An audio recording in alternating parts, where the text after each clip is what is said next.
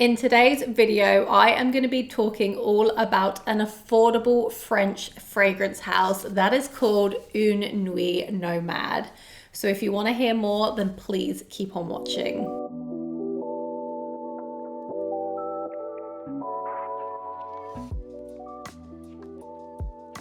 Hello everyone and welcome back to my channel, or welcome to my channel if it's the first time you are visiting. Thank you so much for joining me today. As I've already mentioned in the intro, today's video is going to be all about Une Nuit Nomade. And if you are a regular watcher of my channel, you will know that this is a house I really enjoy.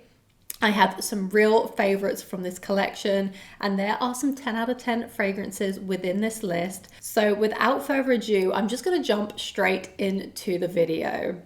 So I think the best place to start would be with the Discovery set, because this is how I first experienced the brand at the back end of last year. And I remember when this arrived at my house, it actually blew me away because I think the packaging is incredible, but the whole concept around this Discovery set is also really cool. So let me just open this up quickly. Oh, I just want to mention that this video is not sponsored by the brand. I just wanted to make this house overview, or shall I say buying guide, because it is a brand I really love. I do want to caveat that with some of these bottles were sent to me in PR. However, I really do love this brand, and I think some of you will already know that if you watch my channel. So let's move on from that. This is the Discovery kit. There are a few fragrances missing from here that have gone walkies, but don't worry, I have 8 full bottles in my collection that I will be talking you through. Now, I think this Discovery set is the best on the market, and the reason for that is each fragrance sample has a corresponding fragrance card which has all of the information that you need to test the fragrance, and it just gives a better consumer experience in my opinion. So this fragrance card is Click Song. Hopefully you can see this a little bit better up close, but each fragrance card on the back also has a little bit about the fragrance and the inspiration, but also the notes. So when you're testing each fragrance, it just makes it a very easy and enjoyable experience. So I'm going to get a couple more out just so you can see. And they designed them beautifully to match with the fragrances too. So we've got Amber Jar here, then we've got Sun Bleached, and of course, still Click Song in my hand. So I just think that is really cool for a Discovery kit. Let me know what you think about this. I personally was blown away by it, as you can probably tell, and it just made my experience really enjoyable when I was going through each of these fragrances, and it helped me understand what I was smelling. So that is the Discovery set, and I think this is a fantastic place to start if you've never tried anything from the brand. Highly recommend this Discovery kit. But I want to move on to another cool thing that Une Nuit Nomade does as a brand. Let me just put this back together. So one of the things that's really cool about Une Nuit Nomade is the multiple sized formats that you can purchase. And I think this gives the consumer so many options, and it also helps with each price point, because not everyone wants to purchase a 100ml bottle, or maybe not everyone can afford to do that or wants to do that. So they offer size formats from 2.5ml to 5ml, then it jumps to 25ml, up to 50ml, and then it ends at 100ml sized format. But it doesn't stop there. It gets even better. And the thing that really did blow my mind when I first saw it was the fact that you have the option to buy your fragrance without the packaging. Not only will that save you some money, but it's also better for the environment. We don't all keep our boxes, and we don't all store our fragrances in our boxes. So to be able to save a little bit of money and be more eco-friendly, I think that's a fantastic offering from the brand. Now, they only sell the 50ml format and the 100ml format without the packaging, but still, that is a really cool offering in my opinion. And the price point of Une Nuit Nomade for the quality of the fragrance that you're getting, chef's kiss. They really do win in that department, hands down. Just my opinion, of course, but I think they really nailed this side of their brand. Now, there are some other fragrances that I actually really enjoy that I don't own, but they're not necessarily a style I would wear personally. I will pick them up eventually, but the ones I own are the place that I wanted to start in building my collection of Une Nuit Nomade. There's only one fragrance, maybe two, that is not to my style at all. So I think that's a really good place to start with a brand, because it's quite hard to find a house that I resonate with the majority of their collection, which is why I think I have a little bit of a soft spot for Une Nuit Nomade. Anyway, I'm going to stop talking about the discovery set. I'm going to put it down and let's get started on my full-sized bottles. I'm actually going to go collection by collection. So they have different categories inspired by different places within the world. And I'm going to start with my personal favorite category, and it's the one that I actually own all of the fragrances from this particular location. And this collection is inspired by Oman. So the first fragrance that I want to discuss is Jardins de Parfum, and I have spoken about this fragrance so much on my channel. You can see that I absolutely love it by the dent in this bottle, and I would say this is my favorite, if not my tied favorite with another fragrance. It's an absolute 10 out of 10 for me. I would highly, highly recommend sampling this one if you like a complex, jammy saffron rose. It's got dates in here too. It still blows me away every time I smell this one. This is so sexy. So sexy, completely unisex, but it's a sweet, jammy rose with saffron. You get sticky dates. There's a little bit of almond in here too. It really just is a phenomenal fragrance. I feel like so many people would enjoy this type of scent profile. And I also know that so many of you have actually purchased this one and sent me your feedback and have been loving it too.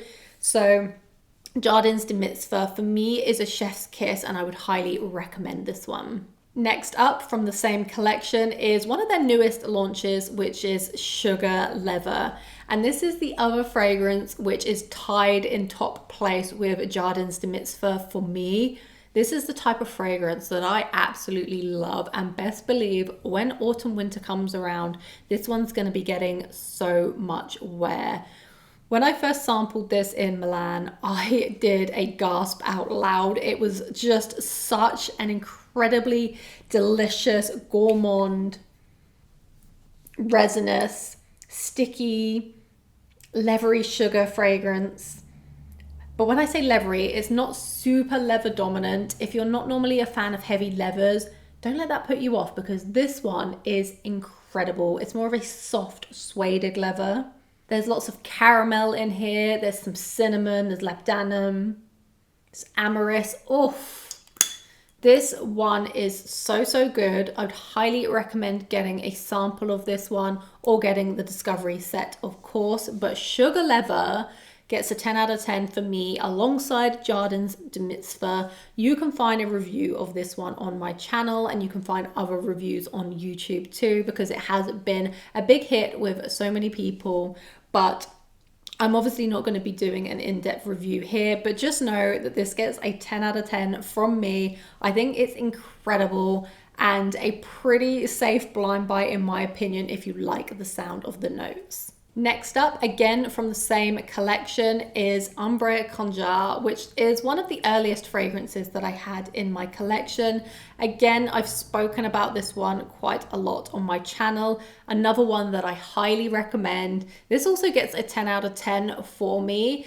I wouldn't necessarily reach for it as much as Jardins de Parfum and Sugar Leather, but I think this one is absolutely incredible. Again, definitely unisex, could be more masculine leaning, but this is more of a complex, spicy oriental. It's got a really prominent note of black plum, there's some orris, there's some sandalwood, and obviously there's amber in here. I get a little bit of leather and a little bit of vanilla too. Oh, this one's good. This one is good. It's got that Middle Eastern vibe to it. Very complex, very unique, and for the price point, you really can't go wrong with this. Yeah, Amber Jar is definitely a great sweet amber fragrance, a little bit spiced. Highly recommend trying this one also. The next fragrance is called Sun Bleached, still within the same collection, and this is the last one within that collection. And I would say Sun Bleached is quite different from the previous three. This is more of a clean and fresh fragrance in my opinion, and the name summarizes the juice really well. It gives me kind of beachy, being in the sun vibes, but it smells like clean laundry.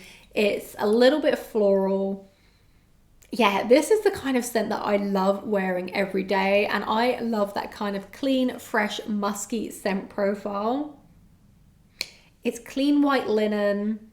It's got a little bit of bergamot in the top. I've got a slight saltiness that I'm detecting in here. There's some florals, specifically white florals, and some ambrette. It's a clean and fresh scent. So if you're into that kind of clean aesthetic, that everyday white t-shirt kind of vibe, this would be the fragrance within the whole Une Nuit Nomade collection that you would probably be drawn to the most. There is another one that fits that category too, but Sun Bleached for me is my favorite within that kind of clean and fresh category. Really great fragrance. Again, highly recommend this one. The next fragrance is from the Montauk collection, and I have two fragrances from this collection, and they are both the newest fragrances within my collection. So I haven't had that much experience wearing them out and about yet, but of course I've gone through the decants. I knew I liked them. And this next fragrance I get asked the most questions about, I would say. I think it must be popular on other people's channels, but I can see why. So the next fragrance is Nothing But Sea and Sky. And I think on paper, people would expect this one to be my favorite from the collection because, again, this is a musky fragrance and it sits in that kind of clean and fresh aesthetic in my opinion. However, this one is a little bit more woody than some of the more clean fragrances that I would typically go for. However, this one is definitely more woody than Sun Bleached. In essence, this to me is a sandalwood fragrance. It's a very creamy, everyday, fresh and clean sandalwood. It also gives me white t-shirt vibes. Very inoffensive. This is the kind of fragrance that you could reach for any occasion, any season. You could wear it to work. You could pretty much wear this anywhere. The main notes are bergamot, sandalwood, and white musk. Now, I have the least experience with this fragrance and the next one. However, if you are a fan of your clean sandalwood style fragrances, you will probably want to try Nothing But Sea and Sky. But I can see why so many of you keep recommending this one to me and asking me my thoughts on it. And I will do a more in-depth review in a future video because, as I mentioned, this is one of the newer fragrances within my collection.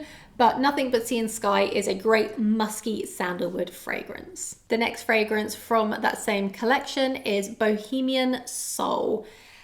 And I actually think I prefer this over Nothing But Sea and Sky. I don't know. I need some time with them both to really play around with them because these are the two newest ones in my collection. I actually only got them within the last week, so I just need to do some more full day wear tests. However, I'm really drawn to this one. Really drawn to this one. Again, it has a very prominent note of sandalwood in here, but it also has gaiac, which is a note I just absolutely adore. There's olibanum, there's myrrh, there's iris, there's also musks.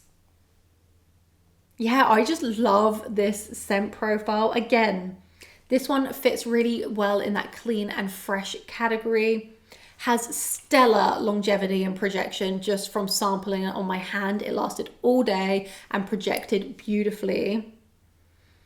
And I really enjoy this scent profile. Again, perfectly unisex, fits in that category of being able to wear it for any occasion, any season. And it's just gonna leave you smelling really clean and fresh, but it's got that beautiful warmth from the woody notes and also from the olibanum and the myrrh. So again, I will review this one in depth, but another one that I would highly recommend getting your nose on if you like clean, fresh, woody fragrances. The next fragrance is from the collection Une Nuit Nomade, and it was inspired by Johannesburg. And this one was another fragrance that I sampled in Milan, and it is called Love at First Sight. And this fragrance is another one that I have discussed on my channel at least a couple of times already. And if you like your ultra realistic floral fragrances, you absolutely need to give Love at First Sight a sniff. And again, they name their fragrances so well because the whole imagery that I get whenever I smell this one gives me a romantic date or picnic in a beautiful garden or a park, and you're surrounded by luscious lilac trees or bushes. It's a real vision. It gives me Bridgerton vibes whenever I smell it. I'm not sure why. This just smells so realistic. I smell like I'm in a garden or even a garden center, and I'm surrounded by fresh lilac. Lilac is the absolute dominant note within this fragrance, and I haven't smelt a lilac fragrance better or more realistic than this one personally.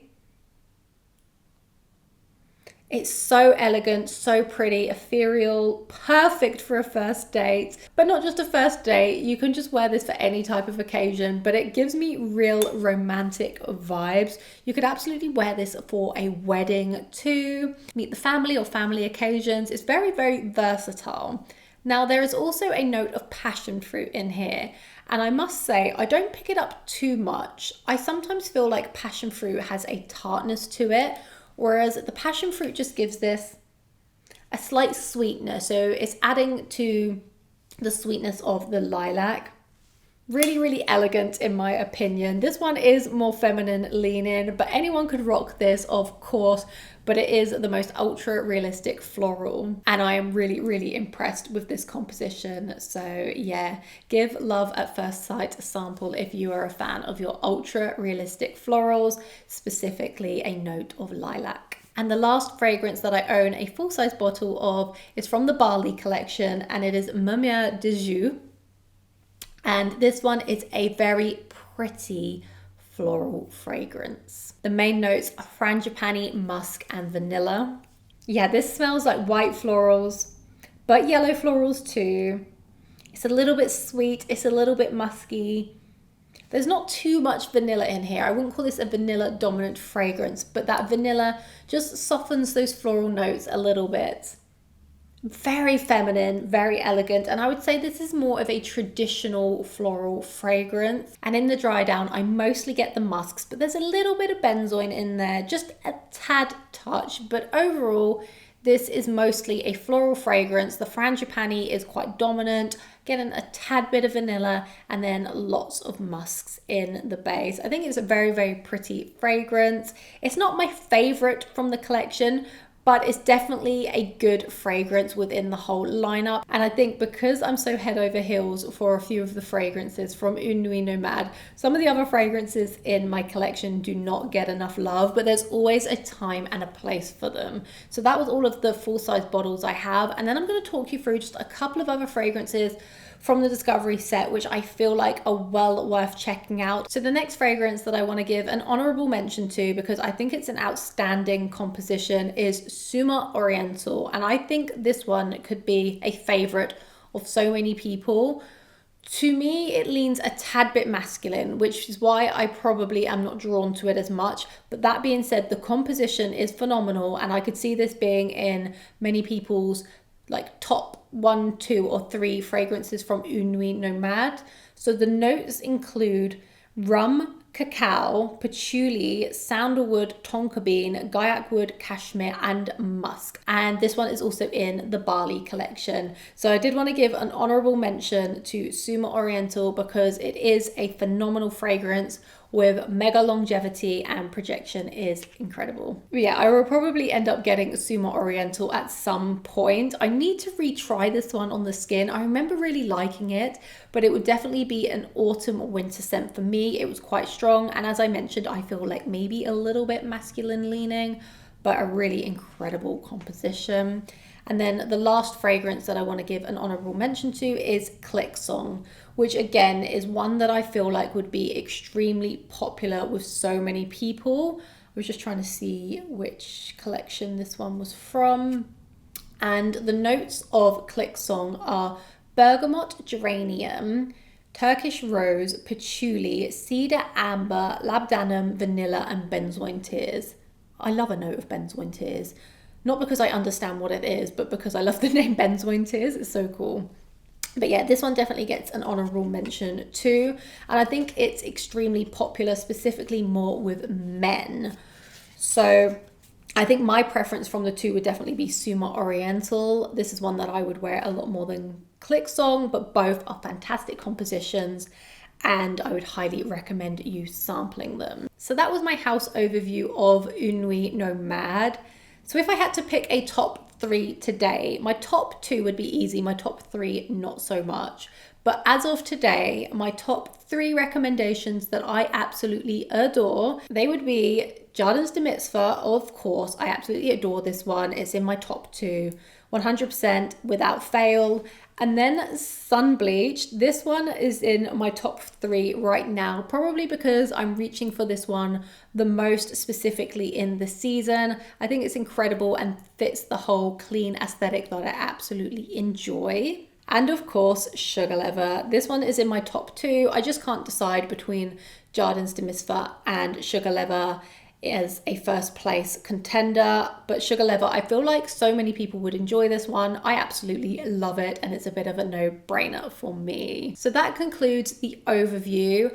Have you tried Une Nuit Nomade before? And if so, what are your favorites from the house? Please let me know and tell me why they are your favorites. I love reading your comments. And if you haven't tried Une Nuit Nomade, is it on your radar, or are you just kind of not that fussed at the moment? Let's have a conversation in the comments section below. I want to thank you so much for watching today. It's been a pleasure as always. I hope to see you in a future video to come. Thank you so much, and goodbye.